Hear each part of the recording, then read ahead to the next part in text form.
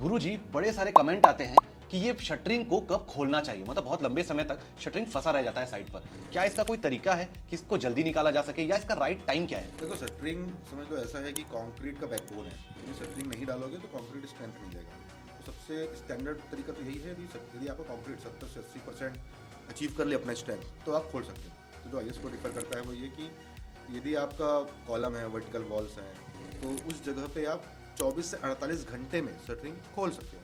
लेकिन यदि बीम है तो बीम का जो साइड है वो मिनिमम 3 दिन तक लगे रहना चाहिए। 3 दिन से पहले नहीं खोलना चाहिए। मैं साइड की बात कर रहा हूँ ना, बॉटम तो लगा के ही रखना छोड़ना है आपको। आपको ये भी ध्यान देना है कि उसमें प्रॉपर क्यूरिंग हो रहा हो। मिनिमम 14 दिन तो क्यूरिंग करना ही चाहिए, और ये डिपेंड करता है आपके टेम्परेचर के हिसाब से। यदि आप स्लैब के बॉटम की बात कर रहे हो कि तो बॉटम, यदि आपका जो स्लैब का लेंथ है वो 4 साढ़े चार मीटर है आईएस कोड में, यदि उससे कम है तो आप 7 दिन के बाद खोल सकते हो। लेकिन यदि 4.5 मीटर से ज़्यादा है आपका स्लैब का लेंथ, तो फिर आपको 14 दिन स्टे करना चाहिए।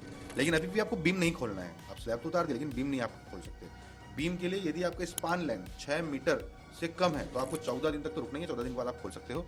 और यदि बीम का स्पान लेंथ 6 मीटर से ज़्यादा है तो आपको मिनिमम 21 दिन रुकना ही है। नहीं तो ये यही बात हो जाएगी, आपने खाना तो अच्छा पकाया लेकिन थाली ऐसा दे दिया कि जो नीचे से टूटा था और पूरा खाना खराब हो गया। तो जब तक 70 से 80% अचीव ना हो जाए उससे पहले नहीं खोलना चाहिए। इसमें आप अपने कंसल्टेंट का भी हेल्प ले सकते हो कि उसका जो कॉन्क्रीटिंग डिजाइन है वो कितने दिन में कितना अचीव कर जा रहा है। यदि वो जल्दी अचीव कर जा रहा है 70-80%, तो